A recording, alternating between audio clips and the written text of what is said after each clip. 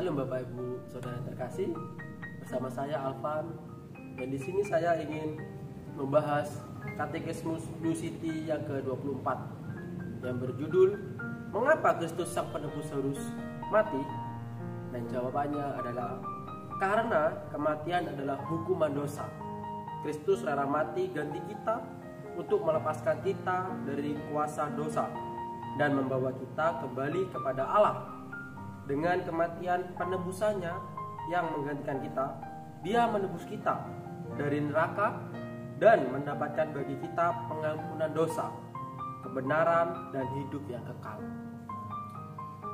Kalau saya ambil di firman Tuhan, yaitu terdapat di Kolose 1 ayat ke-21 sampai ke-22 yang berbunyi, juga kamu yang dahulu hidup jauh dari Allah dan yang memusuhinya dalam hati dan pikiran, seperti yang nyata dari perbuatanmu yang jahat, sekarang diperdamaikannya di dalam tubuh jasmani Kristus oleh kematiannya, untuk menempatkan kamu kudus dan tak bercela dan tak bercacat di hadapannya.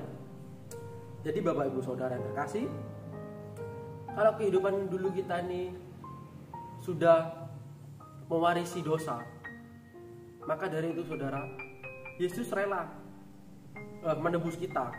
Dia dengan kematiannya, yaitu disalib. Jadi dari penyaliban itu kita diselamatkan, kita dibebaskan dari dosa, dan kita ditempatkan, dikuduskan, dan tak bercacat. Setelah itu kita tak bercela di hadapannya. Kalau kita lihat di 2 Korintus 5 ayat ke-21, Dia yang tidak mengenal dosa telah dibuatnya menjadi dosa karena kita, supaya dalam Dia kita dibenarkan oleh Allah. Jadi Bapak Ibu Saudara, saya ibaratkan kembali bahwa Yesus itu sebagai kayak penyambung atau jembatan antara manusia dengan Allah. Jadi tanpa Yesus, tanpa kita percaya dan beriman, kita nggak bisa, saudara. Yaitu kuncinya hanya satu, percaya, iman kepada Yesus, dan kita akan dibenarkan, diselamatkan, bahkan kita mendapat pengampunan dari dosa itu. Dan setelah itu apa yang harus kita perbuat? Kalau kita baca di Kolose 1 ayat ke-23, sebab itu kamu harus bertekun dalam iman, tetap teguh dan tidak tergoncang, dan jangan mau digeser dari pengharapan Injil yang telah kamu dengar dan yang telah dikabarkan di seluruh alam di bawah langit, dan yang aku ini, Paulus, telah menjadi pelayannya.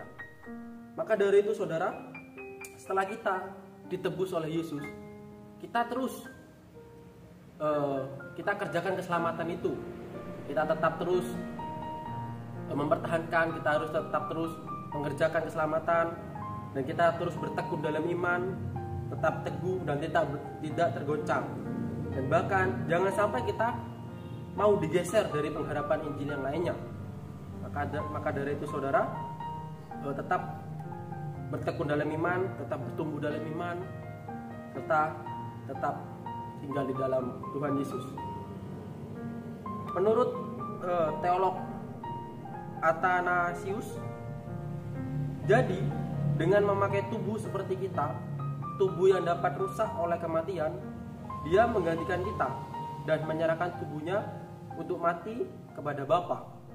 Ia melakukan ini supaya semata-mata karena cintanya kepada kita, agar melalui kematiannya semua penderitaan manusia diakhiri.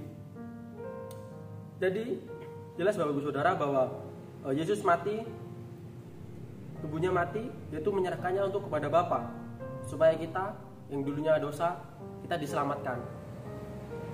Dan menurut teolog Mark Dever, Yesus menyerahkan nyawanya, mengorbankan dirinya dengan mati di salib untuk melepaskan kita dari hukum yang seharusnya kita terima. Jadi cukup jelas saudara bahwa Yesus mati untuk kita di kayu salib untuk penebusan kita. Kalau saya umpamakan, ada seorang keluarga, yaitu antara bapak dan anak, dan si anak ini mendapat hukuman mati di sidang.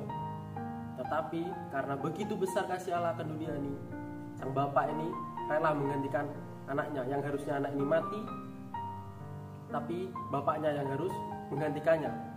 Yaitulah kasih Allah akan dunia ini. Kalau baca kita di Yohanes 3 ayat 16 itu,